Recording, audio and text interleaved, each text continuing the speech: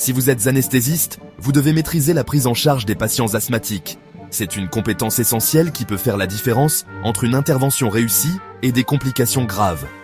L'asthme touche des millions de personnes dans le monde, et en tant que futurs anesthésistes, vous serez souvent confrontés à des patients souffrant de cette maladie. Comprendre les nuances de l'asthme et ses implications sur l'anesthésie est donc crucial. Il est crucial de comprendre comment gérer ces patients. Une bonne gestion commence par une évaluation minutieuse et une planification rigoureuse. Voyons cela de plus près. Tout d'abord, effectuez toujours un bilan préopératoire approfondi.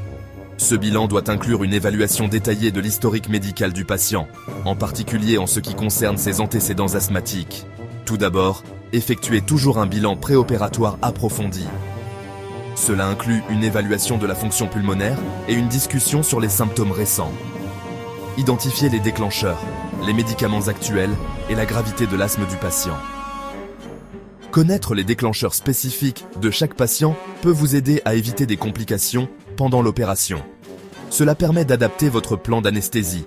Par exemple, si un patient est sensible à certains allergènes, vous pouvez prendre des mesures pour minimiser son exposition pendant l'intervention. Ensuite, optimisez l'état du patient avant l'opération. Cela peut inclure l'ajustement de ses médicaments pour s'assurer que son asthme est bien contrôlé. Assurez-vous qu'il utilise ses bronchodilatateurs et ses corticoïdes comme prescrit. Une bonne gestion préopératoire peut réduire le risque de complications pendant l'opération. Parfois, une dose préopératoire d'un bronchodilatateur à courte durée d'action peut être bénéfique. Cela peut aider à ouvrir les voies respiratoires et à faciliter la ventilation pendant l'anesthésie. En péropératoire, choisissez judicieusement les agents anesthésiques. Certains agents sont plus adaptés aux patients asthmatiques que d'autres.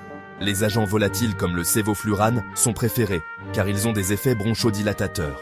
Ils peuvent aider à maintenir les voies respiratoires ouvertes et à réduire le risque de bronchospasme. Évitez les médicaments libérant de l'histamine, comme la morphine, qui peuvent exacerber le bronchospasme. Optez plutôt pour des alternatives qui n'ont pas cet effet secondaire. Maintenez une hydratation adéquate et surveillez attentivement la ventilation. Une bonne hydratation peut aider à maintenir les voies respiratoires humides et à réduire le risque de complications. Visez des volumes courants faibles et des fréquences respiratoires lentes pour prévenir le barotraumatisme. Cela peut aider à réduire le stress sur les poumons et à prévenir les blessures. Ayez toujours à portée de main des médicaments de secours comme l'adrénaline et le sulfate de magnésium en cas de bronchospasme aigu.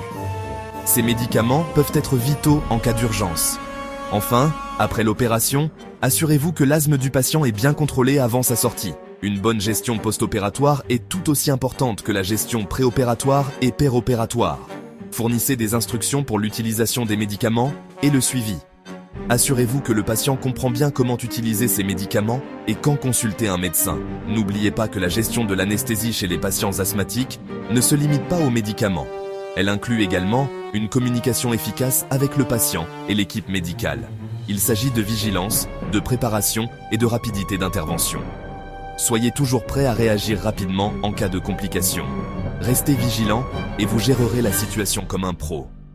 La pratique et l'expérience vous aideront à devenir plus confiant dans la gestion de ces patients. C'est tout pour aujourd'hui, les amis. Merci d'avoir regardé cette vidéo. Abonnez-vous pour plus de conseils et astuces pour les anesthésistes. Nous avons beaucoup d'autres vidéos éducatives à venir. On se retrouve dans la prochaine vidéo. Prenez soin de vous et continuez à apprendre.